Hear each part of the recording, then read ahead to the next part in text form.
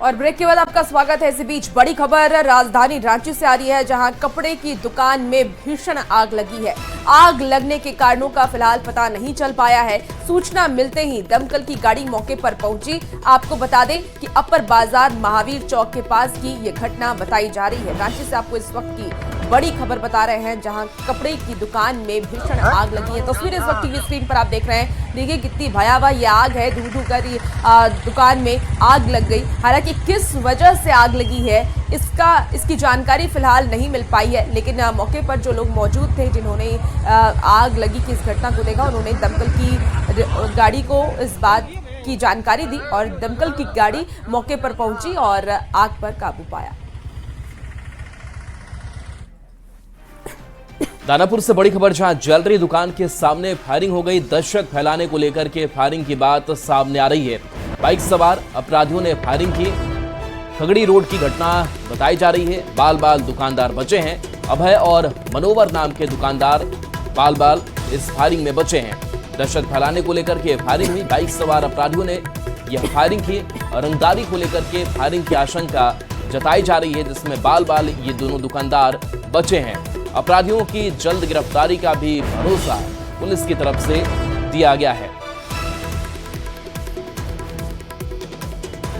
नगर में रामा ज्वेलर्स के सामने दो अज्ञात अपराध कर्मियों द्वारा रोड पे गोली फायर की गई है, जिस संबंध में सीसीटीवी फुटेज का अवलोकन किया जा रहा है तथा उनके भागने की दिशा में छापेमारी की जा रही है। मेरे दुकान में थे, मेरे दुकान में एक कस्टमर थे। कस्टमर हम हैंडल कर रहे थे। उन्होंने चिल्लाने की आवाज़ हुई तो कस्टमर को हटा करके मैं निकला बाहर। तब तक उन लोग गाड़ी के पीछे बैठने वाले थे। मेरे आगे ये अभय जी बैठे, भागे और हम भागे। उनको गाड़ी पे बैठ करके उसका गन ऐसे ऐसे दिखाने लगा और दिखाने के बाद लास्ट में हम लोग सोचे कि पकड़ ले, उसने फायरिंग कर दिया नीचे ज़मीन में। हम लोग दोनों बाल बाल बच गए। तो एकाएक मुझे आवाज़ लगा कि कुछ चिल्लाने का आवाज़ लगा, तो मैं उधर मुड़ के देखा तो देखा कि वो कुछ पटका पटकी कर रहे हैं आपस में। मैं दौड़ा, तब तक वो लोग दो अपराधी थे। मोटरसाइकिल स्प्लेंडर था और दुकान से बाहर निकल के स्टार्ट करने की कोशिश कर रहे थे। तो मैं सबसे पहले दौड़ के उसके करीब पहुंचने की कोशिश किया कि मैं पकड़ सकूं। उतने में उसने फायर कर दिया मेरे ऊपर और फायर मेरे को नहीं लगा, जमीन पे लगा। मैं बाल बाल बच गया। नवादा से बड़ी खबर, जहां सड़क हादसे में 3 लोग की मौत हो गई है। वारसलीगंज के खानपुर के रहने वाले थे। हादसे में 3 लोग गंभीर रूप से घायल भी हुए हैं। महाकुंभ से दिल्ली लौटते वक्त हादसा हो गया। लखनऊ आगरा एक्सप्रेसवे पर यह हादसा हुआ है। ट्रक और कार के बीच जबरदस्त टक्कर हुई और इस सड़क हादसे में नवादा के 3 लोग की मौत हो गई है। वारसलीगंज के खानपुर के रहने वाले थे। कुछ घायल भी हैं, जिनका इलाज अस्पताल में कराया जा रहा है। 3 लोग जो गंभीर रूप से घायल है। बताया जा रहा है कि ये 2 गाड़ियों के बीच टक्कर हुई थी। मथुरा से भी दिल्ली आ रहे थे, परियारा से दिल्ली आ रहे थे। एक ड्राइवर लगा, 6 गो। कितने लोग थे कार में? 5 गो। कितने लोग घायल हुए? 2 आदमी घायल, 3 गो मौत हो गई। गिवेंजा गाड़ी जो लखनऊ की ओर जा रही थी, जिसमें चालक सहित 6 लोग सवार थे। कोई अज्ञात वाहन से इसकी टक्कर हुई है। पुलिस तत्काल मौके पर पहुंची। इसमें 3 लोगों की मौके पर ही मृत्यु हो गई थी। जो मृतक हैं ये मूल रूप से बिहार के रहने वाले हैं, जो हाथ में दिल्ली में निवास करते हैं ये लोग। और इस गाड़ी का जो चालक था मुजफ्फरनगर का रहने वाला था।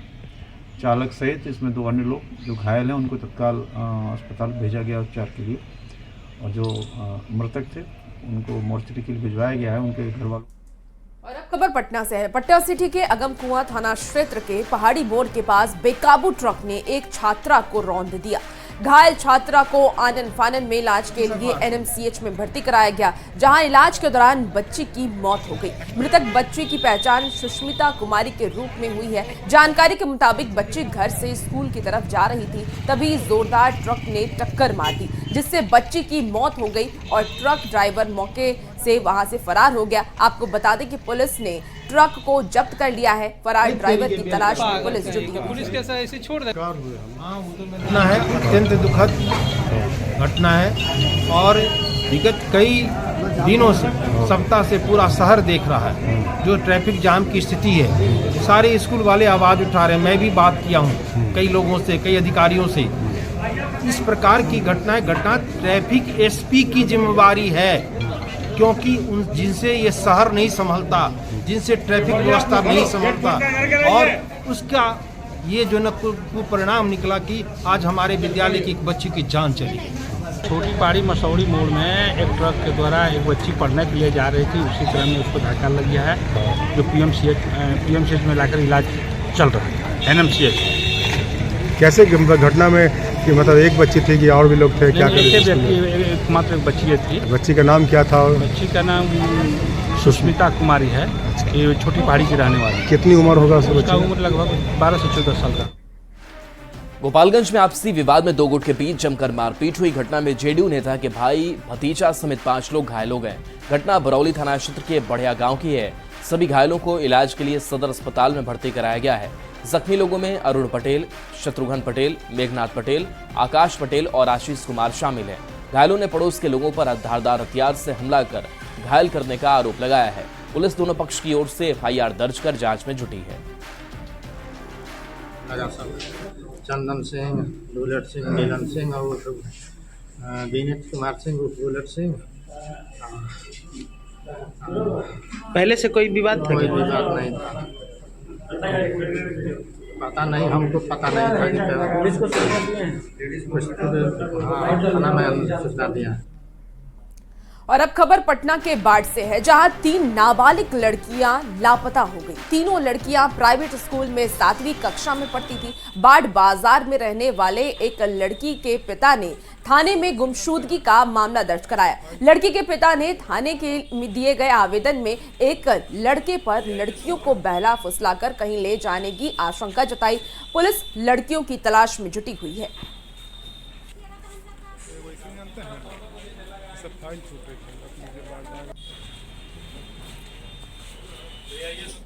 बिहार में एनआईए की ताबड़तोड़ छापेमारी से हड़कंप मच गया है। एनआईए की टीम ने नकली नोटों के पाक कनेक्शन के मामले में आरोपी सद्दाम के घर को खंगाला।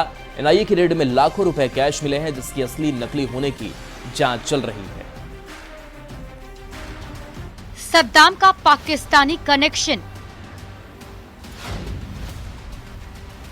जाली नोटों का आतंकी कनेक्शन, एनआईए की ताबड़तोड़ छापेमारी। भागलपुर और भोजपुर में एनआईए की ताबड़तोड़ छापेमारी से हड़कंप मच गया है। भागलपुर में एनआईए ने सुबह सुबह दबिश डाली है। एनआईए की टीम ने नकली नोटों और पाकिस्तान कनेक्शन के मामले में मोतिहारी से पिछले साल गिरफ्तार हुए आरोपी सद्दाम के घर पर छापेमारी की। इशाक चक थाना क्षेत्र के बड़ी मस्जिद के पास नजरे सद्दाम के घर को एनआईए ने खंगाला। एनआईए की टीम नकली नोटों और पाकिस्तान कनेक्शन को खंगाल रही है। ऐसा बताया जा रहा था कि नकली नोटों के मामले के तार पाकिस्तान से भी जुड़े हैं, जिसकी जांच खुफिया एजेंसी कर रही है। एनआईए की रेड में लाखों रुपए कैश मिले, जिसके असली नकली होने की जांच की जा रही है। एनआईए की टीम ने आज इशाक चक थाना क्षेत्र के बढ़ेपुरा में जो है छापेमारी की है और नजरे सद्दाम जो है जाली नोट के मामले में जिसकी पहले गिरफ्तारी हो चुकी थी, उसके घर पर पुलिस एनआईए की टीम ने दबिश दी है। सर क्या कार्रवाई हुई है? सर ये सब प्रोसीजर आपको बाद में पता चल जाएगा। अभी तब पर भी सर क्या मामला क्या है? जब प्रेस रिलीज आ जाएगा एनआईए के साइड पे, सर बरामदगी भी कुछ हुई है? सर भागलपुर के अलावा भोजपुर में भी 2 अलग अलग जगहों पर एनआईए की छापेमारी हुई। चौरी थाना क्षेत्र के छतरपुरा गांव और सहार थाना के कोरहन डेहरी गांव में रेड हुई है। 4 घंटे चली छापेमारी के बाद टीम दोनों जगह से निकल गई। जानकारी के अनुसार मोहम्मद नेहाल और मोहम्मद वारिस के घर में छापेमारी हुई। दोनों के तार नजरे सद्दाम से जुड़े बताए जाते हैं। पुलिस नकली नोट के रैकेट का कनेक्शन खंगाल रही है। नजरे सद्दाम पेशे से सॉफ्टवेयर इंजीनियर बताया जा रहा है, जो करोड़पति बनने की लालच में जाली नोटों के कारोबार में शामिल हो गया। न्यूज़ 18 के लिए भागलपुर से आशीष रंजन और आरा से चंदन कुमार की रिपोर्ट। बीपीएससी ने 17वीं बीपीएससी मेंस की परीक्षा की तारीखों का ऐलान कर दिया। 25 अप्रैल से 30 अप्रैल के बीच मेंस परीक्षा होगी। 17वीं पीटी परीक्षा रद्द करने की मांग को लेकर के अभ्यर्थियों का प्रदर्शन जारी है। दूसरी तरफ मामला हाई कोर्ट में भी लंबित है और इस बीच बीपीएससी ने मेंस की तारीखों की घोषणा कर इसे चौंका दिया है।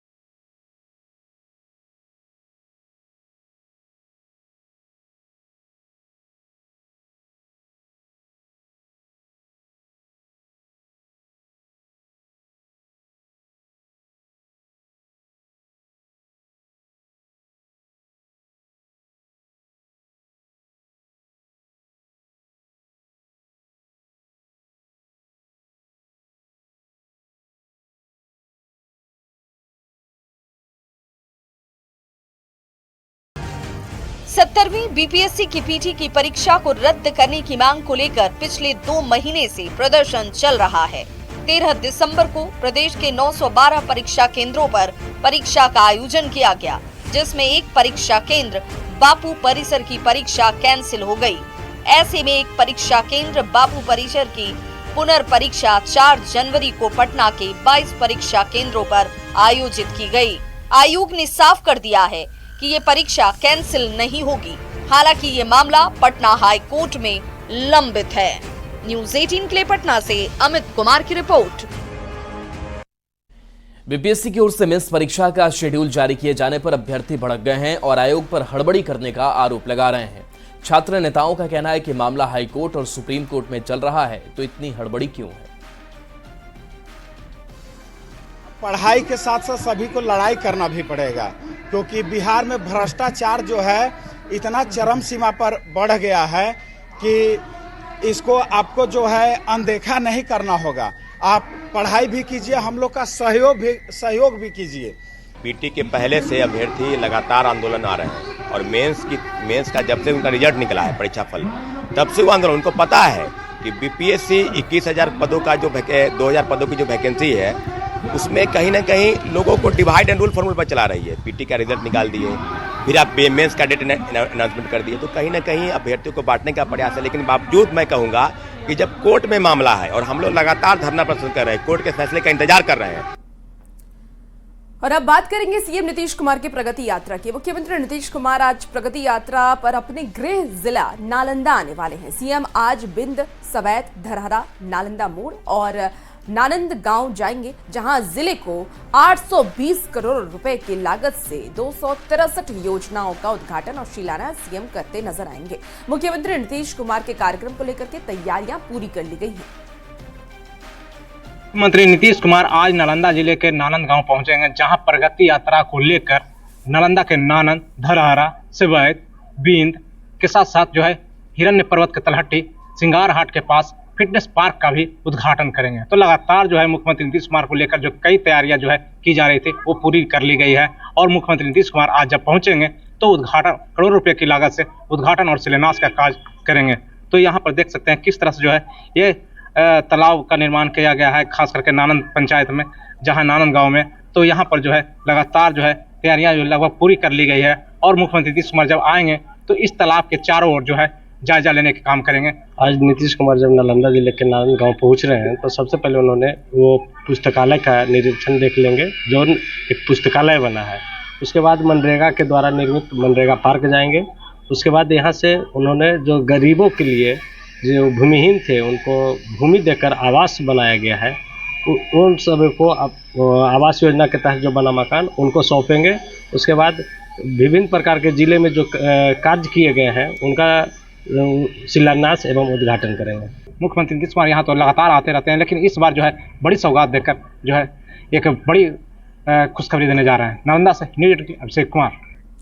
सासाराम में प्रगति यात्रा के दौरान सीएम नीतीश कुमार राजकीय मध्य विद्यालय बिल्हाड़ी में 3D और मंडल लैब का उद्घाटन किया। छात्रों ने 3D मशीन से सीएम नीतीश कुमार की बनाई तस्वीर दिखाई, जिसकी सीएम नीतीश ने सराहना की।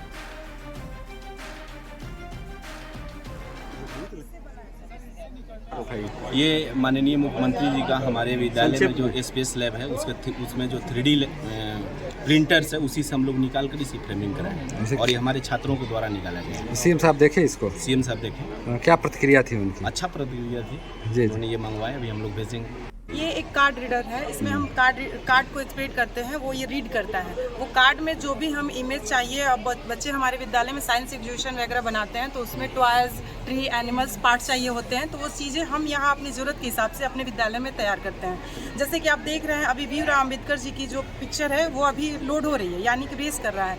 तो बच्चे हमारे यहाँ विद्यालय में स्पेस लैब है, उसी के माध्यम से सब चीज़ करते हैं, ताकि हमारा बच्चा जो आने वाला भविष्य है वो आगे बढ़े, हमारे जिले का नाम रहे। और अब रुक बिहार के सियासत की करते हैं, बिहार के सियासी खबरों की करते हैं। लालू प्रसाद को भारत रत्न देने की तेजस्वी यादव की मांग पर जमुई सांसद अरुण भारती ने हमला बोला है। अरुण भारती ने कहा कि तेजस्वी अपने पिता का माखौल उड़ा रहे हैं। सभी जानते हैं कि भारत रत्न किसी सजा याफ्ता को नहीं मिलता है।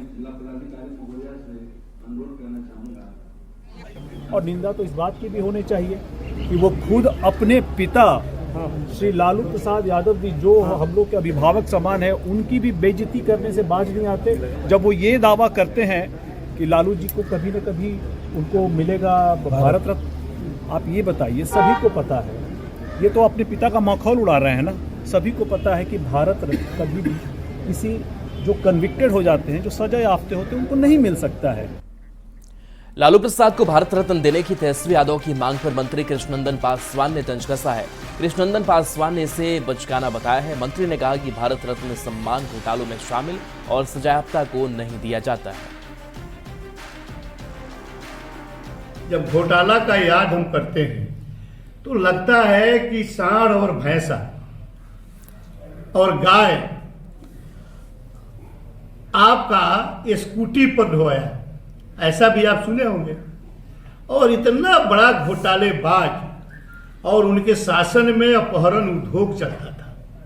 मोटरसाइकिल छीना गया, किसी का अपहरण हो गया तो पता चलता था कि कहाँ अपहरण का आदमी मिलेगा, कहाँ मोटरसाइकिल मिलेगी, इसका सबको पता है। और वैसे व्यक्ति के लिए भारत रत्न का उपाधि का मांगना यह बचकाना बयान है, असमझदारी बयान है। 24 फरवरी को पीएम मोदी भागलपुर के दौरे पर आएंगे। पीएम मोदी 2000 करोड़ से ज्यादा की सौगात बिहार को देंगे। पीएम मोदी के दौरे को लेकर लोगों में उत्साह है। वहीं पूरे जिले में स्वच्छता अभियान चलाया जा रहा है। भागलपुर नगर निगम की तरफ से दीवारों पर आकर्षक पेंटिंग बनाई जा रही है। स्वच्छता का संदेश देती हुई तस्वीरों के जरिए लोगों को जागरूक किया जा रहा है। और अभी वर्तमान में जो है ना, हमारे देश के माननीय प्रधानमंत्री भी जो है का भी आगमन है, इसलिए इस कारण जी से जो है नगर निगम इस पर जो है विशेष ध्यान देकर और जो है लोगों को संदेश दिया जा रहा है।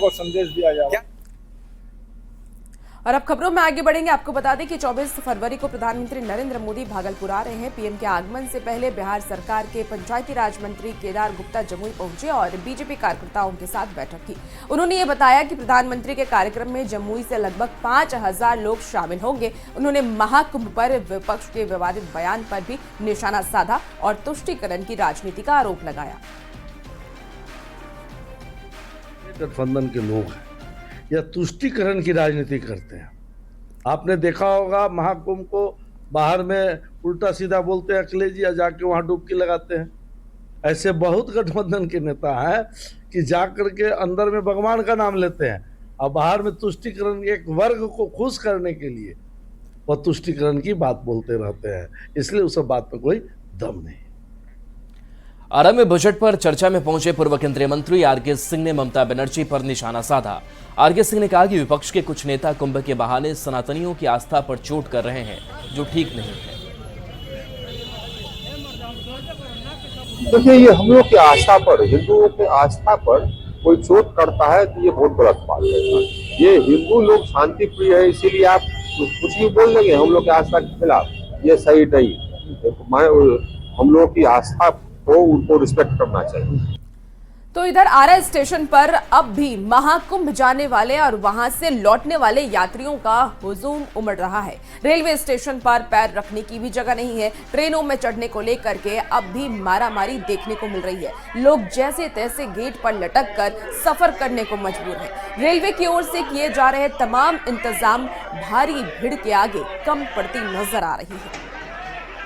स्टेशन पर कैसे आप लोग नियंत्रित कर रही है भीड़ भाड़ को? भीड़ भाड़ के लिए आरपीएफ और एसडीआरएफ की टीम, एकदम वन विभाग के भी रेल कर्मियों लगे पड़े हैं।